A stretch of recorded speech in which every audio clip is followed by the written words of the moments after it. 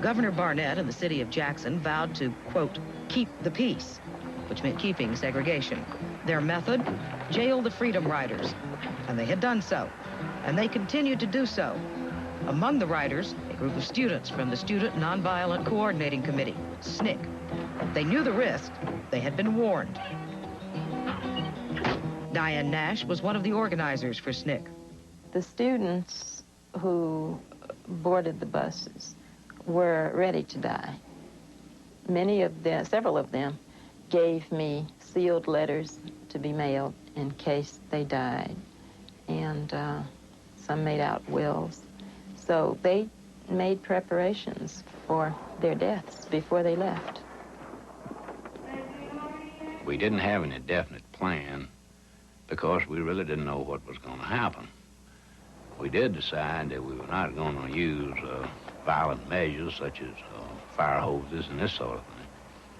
The strategy was to arrest us and then to stop the freedom rides. The student strategy was to pack the jails. The threat of violence was always present. You could almost feel it in the air. You could see the looks on people's faces. They were standing on the curb and seeing these people parade by. You could hear them mutterings of the crowd. If the city had not exercised its duty, there would have been one riot after another in this town. And I mean the serious type where people would be either killed or hurt pretty bad.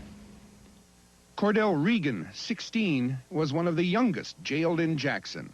The atmosphere with us was always upbeat. Nobody ever went crazy. Nobody ever said, let me out of here.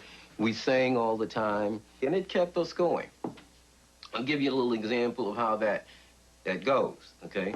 Woke up this morning with my mind set on freedom. I woke up this morning with my mind set on freedom. I woke up this morning with my mind.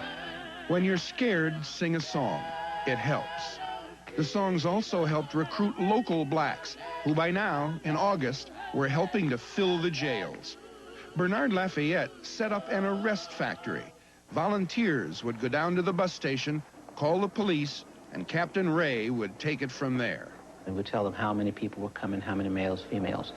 So just, yeah, like a factory, conveyor belt. And we would drive down, and they would walk into the white side of the bus station, and Captain Ray would be there, faithfully, because he'd already been informed. Patrolman Jim Black was the man who took them to jail.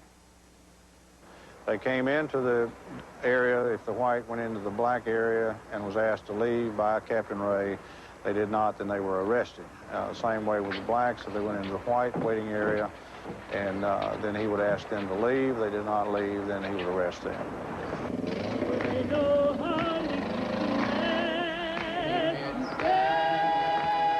More than 300 people were jailed that summer. Some were still there on September 22nd, when the Interstate Commerce Commission ruled that segregation on interstate buses and trains was illegal. The old signs came down. A new sign went up. The Freedom Riders had won.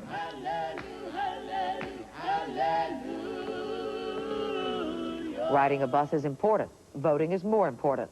The movement had begun to change direction in a way that would change everything else. They had taken the next step and begun to try to register black voters in the rural South.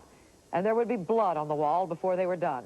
Come back to the consequences of the confrontations of that time in 1961.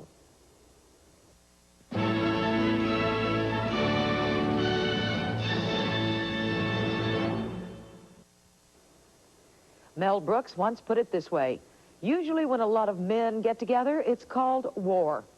In August and September and October of 1961, a lot of men got together without getting to the war part. And a lot of men confronted each other without getting to the peace part. And then, of course, there was baseball. Here's the legacy of what all those men did and did not do. When the night has come and the land is dark. The Berlin Wall still stands, patrolled on one side by Allied soldiers who still remain, on the other side by East German border guards. The wall has done its job. The tide of refugees in 1961 has been dammed. Oh, I won't be afraid. Along Bernauer Strasse are memorials to those who died trying to escape. 74 people have been killed since the wall was built. Virtually nobody tries to escape anymore. Stand by me. Roger Maris died in 1985. His record of 61 home runs in a season still stands. The closest anyone came was Mickey Mantle, who hit 54 that same year. In 1986, for example, the leading home run hitter was Toronto's Jesse Barfield. He hit 40. By the time of President Kennedy's death in 1963, there were 16,000 U.S. military advisors in Vietnam. By 1968, there were 500,000 American combat troops there. No, I won't shed a tear just as long as you stand by me. The Peace Corps still exists. Since 1961, more than 120,000 Americans have volunteered and served in 94 countries. In 1987, there are 5,500 volunteers in 62 countries. Stand by me, stand by me. In 1969, with Sesame Street, children's TV stepped up in class. Now there's even a children's network. One of its programs is a new version of Mr. Wizard. Enemy attack. Soon there will be toys that don't just look good on TV, but interact with TV. You actually participate in the... You can shoot the bad guys. Kill toy, kill. The recent freedom marches in Cummings, Georgia, and the Klan activities that spawned them continue to show we don't all stand side by side, black and white together. Not yet. Stand by me, stand by me. Well, there it is, the way it was for a season of 1961. 3 of those 40 million children under 10 were mine. That summer, I was a night clerk at a primarily residential hotel in New York City, working 6 days a week, taking home $90. Like most of you, I was too busy, too absorbed in family concerns to have been a freedom rider or to have joined the Peace Corps. I regret that. I rejoice that I live in a place that gave me options. Imagine how our world might look to a truly sane person. Take the Berlin Wall, take the bomb, take the public bathrooms, the ones with signs indicating that Americans, unlike most people, were divided into 3 sexes, male, female, or colored. On October 27, 1961, Simon & Schuster published a dangerously sane book about our world. It wasn't about the follies of 1961, but it could have been. It's sort of timeless, and it's one of only 2 books, the other's a dictionary, I consider important enough to own 2 copies of. A copy for work, a copy for home. Because to define sanity, I need the dictionary. But to keep mine, I need Catch-22. And so it goes.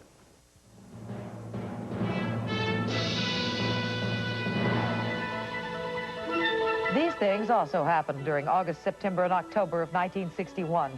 On October 23rd, the late Dag Hammarskjöld was awarded the Nobel Peace Prize, the only time it has ever been awarded posthumously.